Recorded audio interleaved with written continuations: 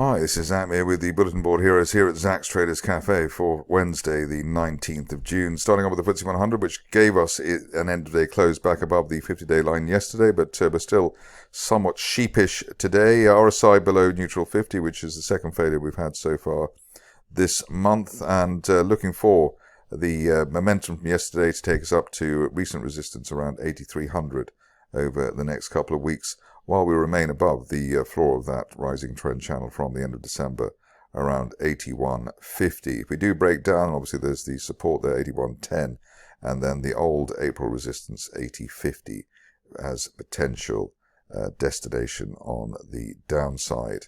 Overall, the pattern here, a rising trend channel heading for 8,600 or 8,650 in fact, but at the moment that seems a long way away, and 8,300 is probably more realistic over the near term. Moving on to the DAX, and here you can see that still recovering from the rug pull that we had at the end of last week. We'd already factored in that we could head back to April-May support towards 17,800, and that's still a possibility, while the 50-day line there at 18,300 is falling, and the RSI remains below neutral 50 at 40.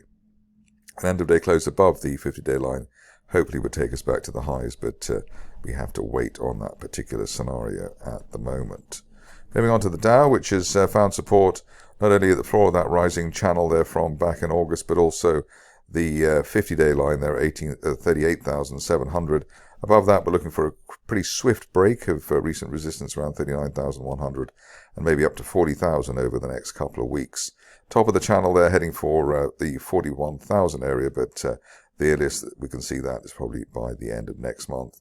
We do break down then 38,000, and recent May support is hopefully the floor on this market. We're still waiting for the RSI to get above neutral 50 versus 49 at the moment.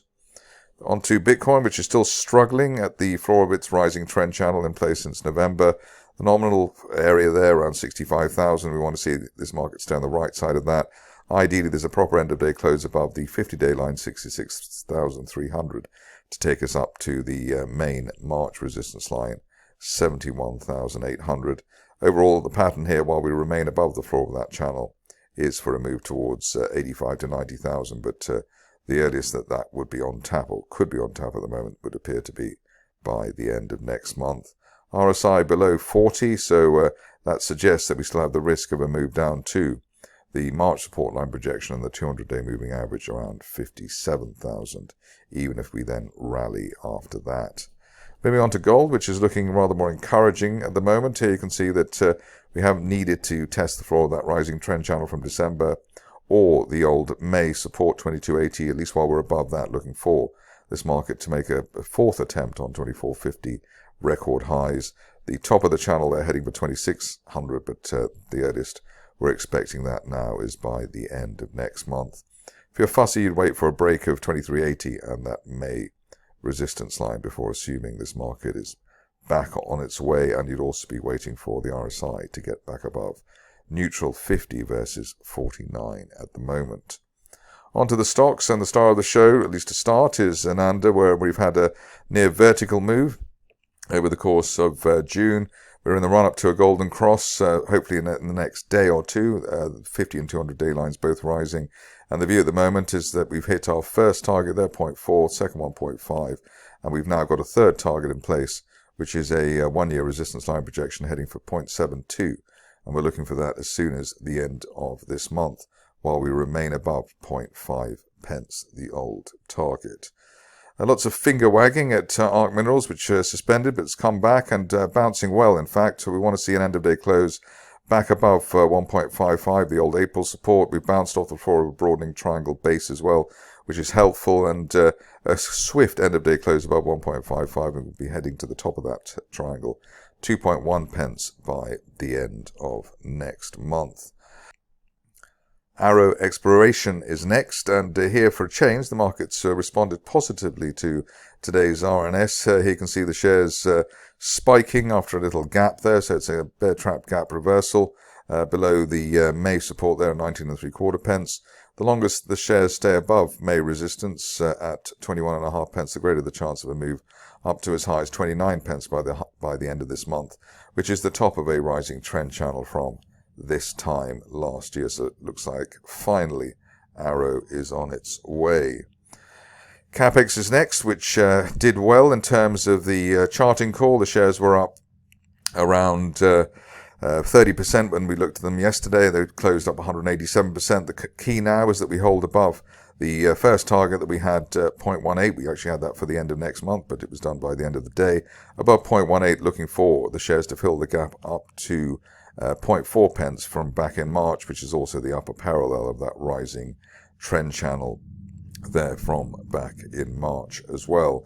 50-day line rising as well, so ideally we stay above 0.18 and could head up to 0.4 by the end of next month.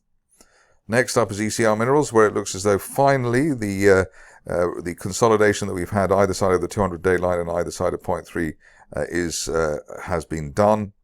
We bounced off the floor of that rising trend channel from back in September, and above that at 0.26, looking for 0.38 perhaps by the end of next month. If you're fussy, you might want to see a break of this resistance line, which I'm just drawing at the moment, which is going through 0.29, and then above that looking for 0.38. So let's see how that works. The other thing to wait on is to see whether the 50-day line starts rising, and that would also help the cause there. Ethernity is next, and here you can see that we've got the shares breaking out of that falling wedge. That was basically versus 0.63. We've also broken the 50-day line at 0.8, and above that looking for the top of the broadening triangle from February, and its red resistance line as high as 1.37 by the end of next month. You can see historically the shares do like to spike periodically, and I think it's probably due a spike on this occasion. On to IXICO, which had a decent £1 million contract, fighting good causes, good medical causes. Here you can see we've gapped up, sort of wrong-footed the market as well. The floor of that channel there around 6.8 pence and above that, and the floor of that overnight gap we're looking for 9.5 pence by the end of next month, which would take the shares back to where they were back in February. Stock which has a chart remarkably similar to Ananda's is Kendrick, and here you can see we've crossed through the 200-day line at 0.5 pence. We haven't been above there since basically May last year, so it is a significant technical change. Looking for the top of that broadening triangle from back in September as high as 0.72 or 0.73 by the end of next month, and ideally even by the end of this month. We'd like to stay above the old March resistance at 0.5 pence while we do that. Moving on to Kropz, which has been rather volatile, not for everyone, but what you can see here is that we bounced off the old November resistance, 1 3/4 pence. Above that, we're looking for a retest of June resistance at 3 3/4 pence by the end of next month. Hopefully there'll be a break of recent resistance at 2.5 pence over the next few days. Slow burn rise for light science, and here you can see that we've got a rising trend channel. That's been in place since July last year. Top of the channel there, up to 4.8 pence, which we're looking for by the end of next month. It's also helpful that the shares have gapped up after an island reversal, so gapping down and gapping up there. And we've got the 50 and 200-day lines both rising, so that suggests we're about a week or so away from a golden cross, and that tends to be the strongest part in the cycle, as I say all the time. Moving on to Mosman, which is actually up a bit today. Here you can see that we've got a small rise. We bounced above the previous target there, 0.33, and the longer we stay above 0.33, the greater the chance of a move to 0.47, ideally as soon as the end of this month. I've gone to Powerhouse Energy, which had a decent RNS today, all about kilns, I believe, but here we bounced off the top of that channel there from, the top of that gap rather, there from back in May, 1.4 pence. Little bear trap below it, but gapped up today, and while we're above 1.4, looking for the top of that rising trend channel from February, as high as 2.35 pence by the end of next month. Interesting recovery situation, or potential recovery situation, is here in the form of Polarean. We're guessing the top of the channel there is at 2.4 pence.